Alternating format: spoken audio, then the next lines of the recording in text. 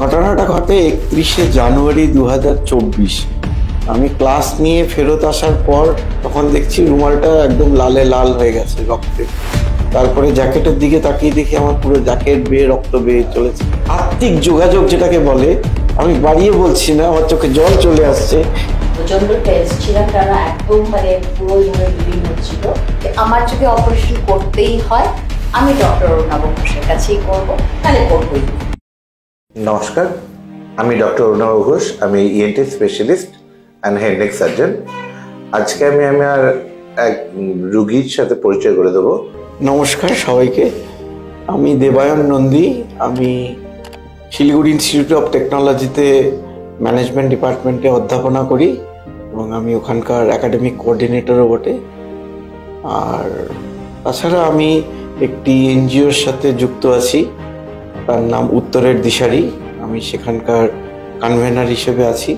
আমরা উত্তরের বিভিন্ন প্রান্তে আমাদের বিশেষ চাহিদা সম্পন্ন মানুষদেরকে আমাদের পরিষেবা দিয়ে থাকি। এই আমার ক্ষুদ্র পরিচয়। ক্ষুদ্র নয়, এটা একটা বড় সড় পরিচয়। আচ্ছা, আমার সাথে দেবায়নবাবুর সাথে যিনি আছেন, ওনার ওয়াইফ। নমস্কার, আমি নন্দিতা নন্দী। আমি Techno India group public school Siliguri, আমি ওখানে প্রিন্সিপাল। আমি এই স্কুলটিতে আছি জবের থেকে ইনসেপশন হয়েছে, দ্যাট ইজ 2006 থেকে। আচ্ছা, এবার সেদিনের কথায় আসি। সেদিন এক্স্যাক্টলি কি হয়েছিল একটু যদি বল। ওকে, ঘটনাটা ঘটে 31শে জানুয়ারি 2024। আমি ক্লাস নিয়ে ফেরত আসার পর নিজের ডেস্কে বসে খাবার খাচ্ছিলাম। তো হঠাৎ নাকের সামনে একটা অদ্ভুত রকমের ফিলিংস হচ্ছিল। তো আমি আমার রুমালটা বার করে যখন নাকে দিই তখন দেখছি রুমালটা একদম লালে লাল হয়ে গেছে রক্তে। তারপরে জ্যাকেটের দিকে তাকিয়ে দেখি আমার পুরো জ্যাকেট বেয়ে রক্ত বেয়ে চলেছে। তো আমার কলিগরা যারা ছিলেন তারা সাথে সাথে উদ্বিগ্ন হয়ে পড়েন এবং আমাকে তারা সাথে সাথে আমাদের শিলিগুড়ি ইনস্টিটিউট অফ টেকনোলজির একদম সামনেই যেটা হসপিটাল আছে, শুকনা প্রাইমারি হসপিটাল, সেখানে নিয়ে যায় এবং সেখানে ডক্টর আমাকে একটা নোজ প্যাক লাগিয়ে দেন। আর ডক্টর বলেন যে আপনার বিপিটা একটু হাই আছে, হয়তো কোনো কার্ডিয়াক অ্যারেস্ট হচ্ছে আপনার, তো আপনি immediately north Bengal medical college বা অন্য কোথাও চলে যান, সিটি স্ক্যান অফ ব্রেন করুন, আর আমার মনে হয় আপনাকে কার্ডিওলজিস্ট দেখানো উচিত। তো তারপরে আমি আমার মিসেস, যেহেতু আমরা একই ক্যাম্পাসের মধ্যে স্কুল এবং কলেজ, তো ওকে খবর দেওয়া হয় এবং ও আসে। আমরা আমার কলিগরাও আমার সাথে ছিল তারা। এবং এই ক্ষেত্রে আমি অবশ্যই বলবো যে আমার সাথে সর্বক্ষণ থাকে আমার সারথি সুরজ তিওয়ারি, আমরা তাকে মুন্না বলেই চিনি। ওরা মানে পড়ি কি মরি করে আমাকে শিলিগুড়িতে একটি প্রাইভেট নার্সিংহোমে নিয়ে আসে। সেখানে আমার সিটি স্ক্যান অফ ব্রেন হয় এবং ইসিজি করা হয় এবং দুটোতেই কিছু রেডিওলজিস্ট বা ইসিজি যিনি করেন তারা খুঁজে পান না। তখন আমার বাল্য বন্ধু, তার নাম ধীমান চক্রবর্তী, সে আমাকে সাজেস্ট করে যে তোর ব্রেনেও কিছু নেই, হার্টেও কিছু নেই, কিন্তু নাক দিয়ে রক্ত পড়ছে মানে অবশ্যই তোর নাকে কিছু একটা প্রবলেম আছে। তো ধীমান মেডিকেল প্রফেশনে অনেক দিন ধরে ডাক্তার না হয়েও আধা ডাক্তার বলা যায়। তো ধীমানের কথাতেই আমাকে বলে যে আমার পরিচিত একজন ইএনটি সার্জন আছেন, তোকে নিয়ে চল সেখানে। আমি ডক্টর ঘোষের চেম্বারে আসি। তারপরে বাকিটা আমার মনে ডক্টর ঘোষই বেটার বলতে পারবেন, কেননা আমি পুরোপুরি নিজেকে সঁপে দিয়েছিলাম ডক্টর ঘোষের কাছে। এখানে আমি একটা প্রশ্ন জিজ্ঞেস করতে চাই, সেটা হচ্ছে যে আমি একজন নতুন ইএনটি স্পেশালিস্ট, শহরের আমাদের তো অনেক এমিনেন্ট ইএনটি স্পেশালিস্ট আছে, নিশ্চয়ই আপনাকেও সেভাবে তাদেরকে কনসাল্ট করার জন্য অ্যাডভাইস আপনার ফ্রেন্ডস কলিগস নিশ্চয়ই দিয়েছিলেন। তো সে জায়গায় আপনি আমার কাছে এসে ভরসা পেয়েছিলেন। এবারে আপনাকে মিথ্যে কথা বলবো না, একটুকুও বাড়িয়ে বলবো না। অনেক সাজেশন এসেছিল অনেক সহৃদয় ব্যক্তি মানে আমার অসুস্থতার খবর পেয়ে রকমারি সাজেশন দেন, এবং আমি যখন বলি যে আমি ইএনটি চেম্বারের সামনে বসে আছি, আমাকে জিজ্ঞাসা করে কোন ডাক্তার। আমি বলি ডক্টর অরুণাভ ঘোষ। আমায় কেউ আপনি, কেউ তুমি, কেউ তুই, যে চিনিস বা চেনেন কি আপনি তাকে? আমি বলি যে না, আমি চিনি না, কিন্তু আমি না একটু টেকসাভি আছি, তা আমি ওই অবস্থাতেই একটু টেকনিক্যালি চেক করি যে ওনার ব্যাকগ্রাউন্ডটাকে একটু গুগল সার্চও করি। করে যখন আমি দেখি ওনার একাডেমিক ব্যাকগ্রাউন্ড, তখন আমি দ্বিতীয়বার ভাবিনি যে সিনিয়র কোনো ডাক্তার বা পরিচিত অন্য কারো কাছে যাব কি যাব না, এবং ওনার চিকিৎসার পদ্ধতিগুলো আমি একটু ফলো করি, রিভিউজগুলোও পড়ি, এবং তাতে খানিকটা কনফিডেন্স পাই। আমি এক্ষেত্রে আমার মিসেসকেও বলবো যে ওদের ভাবনাটা কি ছিল সেটাও যদিও একটু শেয়ার করে। অ্যাকচুয়ালি যখন আমি আমার হাজবেন্ডকে প্রথম নিয়ে গেলাম ওখানে, প্রচন্ড টেন্স ছিলাম, কারণ একদম মানে পুরো ওইভাবে ব্লিডিং হচ্ছিল। তারপরে সবচেয়ে যেটা আমার ভালো লেগেছে মানে ডক্টর অরুণাভ ঘোষের ব্যাপারটা, যে উনি এত মাইল্ডিয়ার অ্যান্ড ডাউন টু আর্থ, মানে সবচেয়ে বড় কথা যে ঢোকার সাথে সাথেই সেই যে একটা ইমপ্রেশন হলো, মানে বলে না first impression is the last impression, তো ওই ব্যাপারটাই হয়েছে। মানে উনি সাথে সাথে মানে উইদিন আ ফিউ সেকেন্ড সাথে সাথে হি হ্যাড একদম আল্ট্রামোন, ওনার সবকিছু ইনস্ট্রুমেন্ট, সবকিছু ওনার স্ক্যানের যন্ত্রপাতি সবকিছু ছিল, সাথে সাথে উনি চেক করলেন, এবং নাকের মধ্যে যে ইয়েটা লাগানো ছিল ওই ধুলোর ব্যাপারটা ওটাকে বের করে দিলেন। মানে ইট ওয়াজ 5 মিনিটস, মানে হি গট এভরিথিং। আর তাতেই আমার মনে হলো মানে তখনই আমরা 70% মানে I was very satisfied যে হ্যাঁ মানে we have come to the right person at the right time। ওই সাথে সাথে স্ক্যান করে নিয়ে একদম দেখে বলে দিলেন যে আপনার নাকে কিছু প্রবলেম আছে, এবং ফার্দার যা যা করণীয় উনি 2 দিন ধরে প্রচুর ধরনের টেস্ট দিয়েছে টু বি মানে whatever he detected on the very first day, আর আলটিমেটলি আমরা স্ক্যান করে ওই একই জিনিস পাওয়া গেছে। আর তারপরে ওনার ব্যবহার সেটা মানে touched my heart like anything, because সেটা মানে maximum I should not be saying it on screen, but I am bound to say যে আমাদের নর্মালি ডক্টরদের কাছে গেলে খুব তাড়াহুড়ো, মানে পুরো কথা রোগীর কথাটাও শোনা হয় না, কিন্তু এখানে he was so calm and quiet, প্রত্যেকটা কথা শুনলেন, হি গেভ ফুল টাইম। অথচ চেম্বারের বাইরে প্রচুর লাইন, প্রচুর মানুষ ওয়েট করছে, বাট উনি যে ওই যে ব্যাপারটা মানে it is something else. I must say he is an Angel for me. এখানে আমি একটু একটা জিনিস জোড়া লাগাচ্ছি যে আমি যদিও নিজে ডাক্তার নই, কিন্তু আমার বাবা নর্থ বেঙ্গল মেডিকেল কলেজের প্রতিষ্ঠাতা চিকিৎসক, উনি ফাউন্ডার মেম্বার ছিলেন, মেডিসিন ডিপার্টমেন্টের হেড অফ দ্য ডিপার্টমেন্টও ছিলেন। আমার বাবাকে দেখতাম যখন পেশেন্টদের সাথে কথা বলতেন, পেশেন্টকে আপন করে নিতেন, মানে কোনো মহিলা পেশেন্টকে বাবা মা বলে ডাকতেন, ছোটদেরকে ভাই বলতেন, দাদা বলতেন, জেঠু বলতেন, এবং পেশেন্টের সাথে যে একটা আত্মিকতা তৈরি হওয়া সেটা বাবাকে আমি দেখেছি।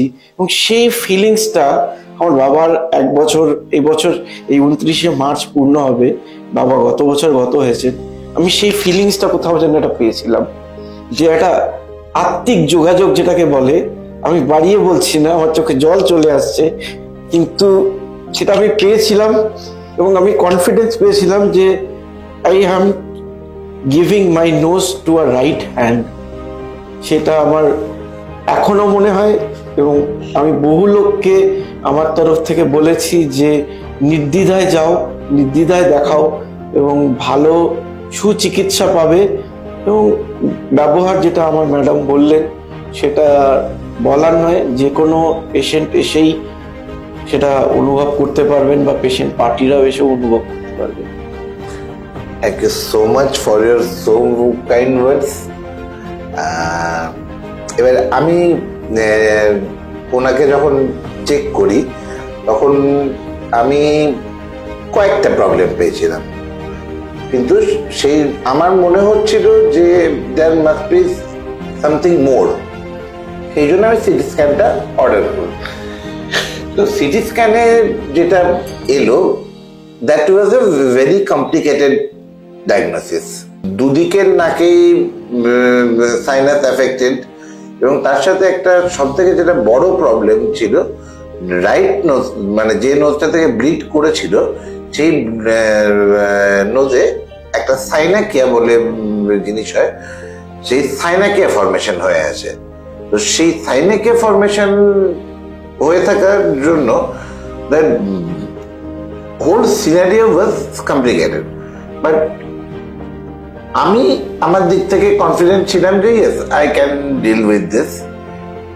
বাট আমি এটা আবার দেবাদা তোমার কাছে জানতে চাইবো, সেটা যে আমার হাতে ওই রকম একটা কমপ্লিকেটেড অপারেশন তুমি ছেড়ে দেওয়ার সময় মনে হয়নি যে বাইরে কোথাও যাই, বা আমাদের শিলিগুড়িতে যে সবাই যেটা মনে করেন ম্যাক্সিমাম ক্ষেত্রে যে বাইরে চেন্নাই সাউথে ট্রিটমেন্ট ভালো হয়। ডক্টর আমি বলি এই জায়গাটা, ওকেও আমি বলেছি হ্যাঁ যে দেখো আরেকটা সেকেন্ড সাজেশন নাও বা কিছু করো। ও আমাকে একটাই কথা বললো যে আমার যদি অপারেশন করতেই হয় আমি ডক্টর অরুণাভ ঘোষের কাছেই করবো, তাহলে করবোই। দ্যাট ওয়াজ হিজ আলটিমেটাম, মানে এটা একদম বলে দিয়েছে। So I didn't have any option, ঠিক আছে। তো এনিওয়ে তাছাড়াও আমি যখন বলছি না ঠিক আছে, তো মানে এত মানে we saw you everything was fine, তাও এত মেসেজ তখন সবাই কল করছে যা নর্মালি হয় যে বাইরে কোথাও যান আপনি এখানেই কেন করবেন শিলিগুড়িতে, মানে একটা ইমপ্রেশন হয়ে আছে না সবার। আই টোল্ড ইউ যে সবসময় যে ডক্টরের কাছে গেলে আমরা পুরো কথাটাই বলতে পারি না যে আমার প্রবলেমটা কি। Nobody has got so much tenacity যে একটা শোনা ভালো করে, কারণ তাতে ভালো করে শুনলে পরে মানে মানে আপনি যখন আমাকে পুরো ওটির থেকে বেরিয়ে পুরো ইউ শোড মি এভরিথিং। এখানেও আরেকটা ব্যাপার যে একজন পেশেন্ট যখন যাচ্ছে দ্য ডক্টর এক্সপ্লেন্স এভরিথিং, কি হয়েছে, how to do, and that doctor can only do when the doctor is confident. আমার তো মনে হয় many doctors don't explain, I don't know why, but ওটা একটা ব্যাপার আছে। এই বিষয়ে আমিও একমত যে আমি যদি আমার রোগীকে তার কি সমস্যাটা হয়েছে পুরোটা বুঝিয়ে না বলতে পারি, সেক্ষেত্রে চিকিৎসাটাও সম্পূর্ণভাবে করা সম্ভব হয় না। আমি এবার এখানে বলি যে কেন আমি স্টাবন ছিলাম, এবং নন্দিতা যেটা বলছিল যে আমি একটা জায়গায় আটকে ছিলাম যে আমি দ্বিতীয় ওপিনিয়ন নেব না, আমি একে নিয়েই করাবো। আমার সবচেয়ে যেটা ভালো লেগেছিল the way he has done the robotic investigation on an instant way. আমার রাদার খারাপ লেগেছিল যে এই চেম্বারটা আরো বড় হওয়া উচিত ছিল। আমি ইনফ্যাক্ট রাত্রিবেলায় যেদিন আমার অপারেশন হয় আমি নাক বন্ধ অবস্থাতে ওকে বলেছিলাম, সেদিন নন্দিতা ছিল না আমার পাশে, যে তোমার পজিশন আরো বড় জায়গায় যাওয়া উচিত, you have the right clinical eye. আমি ক্লিনিক্যাল আইটা দেখতে পেয়েছিলাম। অ্যাকচুয়ালি আমি যখন ছোট ছিলাম যা হয় ডাক্তারের চেম্বার, বাবার পেশেন্ট আসতো প্রচুর, এবং আমার জীবনের একটা স্বপ্ন ছিল ডাক্তার হওয়ার। তো বাবার চেম্বারে গিয়ে বসে থাকতাম ফ্রি টাইমে, এবং বিভিন্ন রকমের পেশেন্টের সিমটম দেখে বাবা আমাকে জিজ্ঞাসা করতেন বলতো কি হয়েছে। তা আমি বহু ক্ষেত্রে ঠিক ঠিক বলতে পারতাম, কোনো ক্ষেত্রে পারতাম না, কিন্তু আমি দেখতাম আমার বাবার ক্লিনিক্যাল আই কতটা ভয়ঙ্কর ছিল। তো সেই ক্লিনিক্যাল আইটা কোনোভাবে আমার মধ্যে মনে হয় দেখার একটা অভিজ্ঞতা, আমার হয়তো ক্লিনিক্যাল আই নেই ডক্টরদের মতো, কিন্তু আমি ওর মধ্যে সেই চোখটা দেখতে পেয়েছিলাম, এবং তাতেই আমার মনে হয়েছিল I must rely on him. সেটা কিন্তু কনফিডেন্সটা অ্যাট আ গ্লান্স, যেটা নন্দিতা বললো যে মানে লাভ অ্যাট ফার্স্ট সাইট বলতে পারি আমি, আমার সেটা কিন্তু মানে তৈরি হয়েছিল, এবং সেটা হয়তো সারা জীবন থাকবে। অপারেশনের জন্য যখন ভর্তি হলে, যখন তোমাকে অপারেশনের জন্য নিয়ে যাওয়া হচ্ছে, ভয় লাগেনি? আমি জীবনে কোনোদিন কোনো কিছুতেই ভয় পাইনি। এটা হচ্ছে আমার একটা অদ্ভুত রকমের ঘটনা, কারণ আমি ঈশ্বরে বিশ্বাস করি, ঈশ্বরের উপরে ছেড়ে দিয়েছিলাম নিজেকে, আর তুমি ছিলে আমার দ্বিতীয় ঈশ্বর। আর মানে তোমার মেসেজটা কি হবে যে আমাদের এই যে দক্ষিণে যাবার যে প্রবণতা বা বাইরে যাবার যে প্রবণতা, আর আমাদের এখানে যে আমাদের চিকিৎসা ব্যবস্থা, আমরা যেভাবে চিকিৎসা করছি, মানে আমরা কি করে উঠতে পারছি ঠিকঠাক? এক্ষেত্রে আমি আবার নন্দিতাকেই রেফার করবো যে তুমি একটু বলো, কেন দক্ষিণে চিকিৎসা করার অভিজ্ঞতা আমার চেয়ে বেটার তোমার আছে। মানে এটা একটা ব্যাপার যে আমরা সবসময় ভাবি যে দূরে গেলেই ভালো হবে, এবং লোকাল একটা কথাই আছে ঘর কা মুরগি ডাল বরাবর, তো কাজেই আমরা লোকাল কিছু হলে মনে হয় ও এটা তো ভালো হবে না, বাইরে মানে ওর থেকে হয়তো ওয়ার্স্ট হচ্ছে লোকালের থেকে, কিন্তু বাট না আমাকে বাইরে যেতেই হবে, এই একটা কনসেপ্ট থাকে। তো বাইরে যাওয়ার অনেকগুলো অ্যাডভান্টেজ আছে, ডিসঅ্যাডভান্টেজও আছে। কারণ এখন যেহেতু আমরা globally we are so connected, কোনো দিক থেকে কোনো জায়গায় পিছিয়ে নেই। প্রত্যেকটা শহর, প্রত্যেকটা গ্রাম, they are well connected and everybody is well versed সবকিছু দিয়ে। Latest technology is available everywhere. It's not that আমাকে বিদেশ যেতে হবে, বাইরে আগে তো মনে হতো বিদেশ যেতে হবে না, দেশেই কোনো চিকিৎসা হয় না। এখন তাও ঠিক আছে আউটসাইড ওন স্টেট মনে হয়, কিন্তু I don't think so. Everywhere everything is available, সব কিছু টেকনোলজি বলুন আর ইনফ্রাস্ট্রাকচারই বলুন, মানে এভরিথিং ইজ অ্যাভেলেবল। শুধু নিজেকে মডার্নাইজ মানে টেকনোলজি থেকে যে ডক্টররা আছেন নিশ্চয়ই তারা এখন করছেন এবং হচ্ছে, এবং শিলিগুড়িতেও আজকের দিনে অনেক নার্সিং হোম আছে, অনেক কিছু, সবকিছু দেখতে গেলে দেখা যায় যে ইয়েস আমাদের শহর Siliguri is also well advance.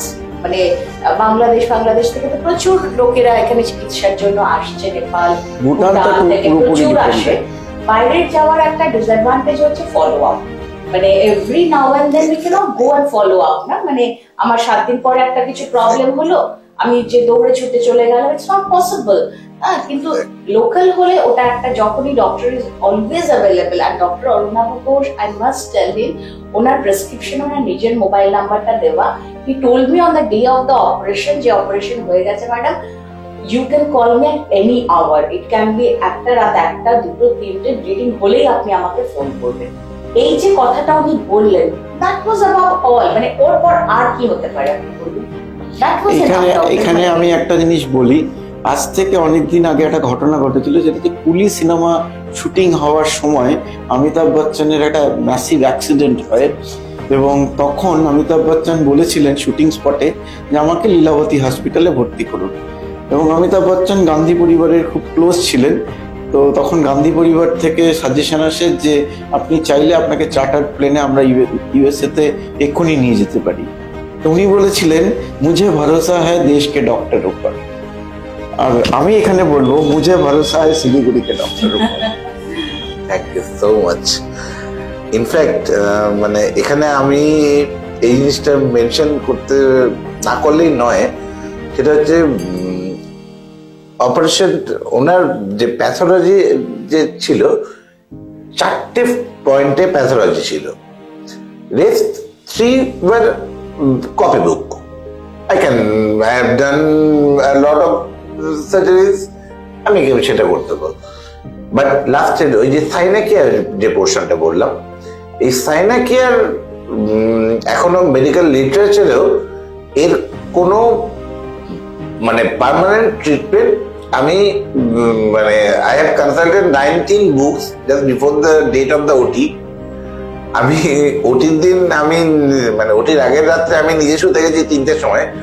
Last আমি যে আর্টিকেলটা পেলাম, সেই আর্টিকেলটা তখন তার 2 দিন আগে পাবলিশ, মানে এখনো ইংলিশটা ট্রান্সলেশন রাশিয়ান আর্টিকেল, সেটাতেও কমপ্লিটলি ওয়েবটা ডিলিনেট করেনি। তখন আমি আমার নিজের ক্লিনিক্যাল এক্সপিরিয়েন্সেস এবং যেটুকু বলে সেই সিচুয়েশনটাকে আমি সেইভাবে হ্যান্ডেল করলাম। তো পোস্টডক কেমন আছো? খুবই ভালো আছি। আমি রিজয়েন করেছি, কলেজে পড়াচ্ছি, আমার ছাত্রছাত্রীদের সাথে ফিরে গেছি, কারণ ওরাই আমার অক্সিজেন, ওরাই আমার বেঁচে থাকার রসদ। আমি তাদের সাথে খুব ভালো আছি, এবং তুমি ফলো আপ করার সময় যখন যা দরকার যা বলছো আমি সাজেস্ট মানে একদম অক্ষরে অক্ষরে পালন করছি, সে ডায়েটই হোক অথবা মেডিসিন হোক। আর অ্যাট দ্য সেম টাইম আমি এটুকুই বলবো, আপনারা অরুণাভ ঘোষের পাশে থাকবেন। আমার প্রচুর বন্ধু বান্ধব বা জুনিয়র্স যারা আছেন ভাইরা, তারা কিন্তু এখন অনেক আপডেটেড। আমি আজকের এই পুরো আলোচনাটা আমি একটা টেক হোম মেসেজ হিসেবে যেটা বলতে চাই, আগে যে কারণে বাইরে যেতে হতো, যে আমাদের হাতে যন্ত্রপাতি ছিল না বা আমাদের সেই ইনফ্রাস্ট্রাকচার ছিল না, but right now we have everything. তো এবং নন্দিনী যেটা বললেন যে ফলো আপ হচ্ছে অপারেশনের পরে সব থেকে গুরুত্বপূর্ণ বিষয়। তো সেই কারণেই আমি আপনাদের কাছে এটাই অনুরোধ করব যে শিলিগুড়ির মধ্যে থেকেই আমরা এখন কিন্তু কাজ করার চেষ্টা করছি বা করছি। অতএব আপনারা আমাদের উপর ভরসা রাখতে পারেন। সবাই সুস্থ থাকুন, সবাই ভালো থাকুন। ধন্যবাদ। হেলথ ইজ ওয়েলথ, এই কথাটা ছোটবেলায় খুব শুনেছি, কিন্তু এই বয়সে এসে এখন বুঝতে পারছি যে রিয়েলি হেলথ ইজ ওয়েলথ যে কথাটা কতটা সত্যি।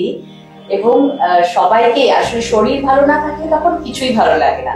শরীর সুস্থ থাকুক, মন সুস্থ থাকুক, তো সেটাই কামনা করি। সবাই ভালো থাকুন, সুস্থ থাকুন। আমিও একই কথাই বলবো, একই সুরে, ভালো থাকুন, নিজের প্রতি যত্ন নিন, নিজের স্বাস্থ্যের প্রতি যত্ন নিন। ছোটখাটো উপসর্গ দেখলেও অবহেলা করবেন না, যাচ্ছি যাবো করবেন না, সাথে সাথে চিকিৎসা করিয়ে নিন। মেডিক্লেম অবশ্যই করাবেন, তাহলে অনেক সাশ্রয় হবে। আর এটা যেহেতু ম্যানেজমেন্টের টিচারটা বললাম, সবাই ভালো থাকুন। ধন্যবাদ।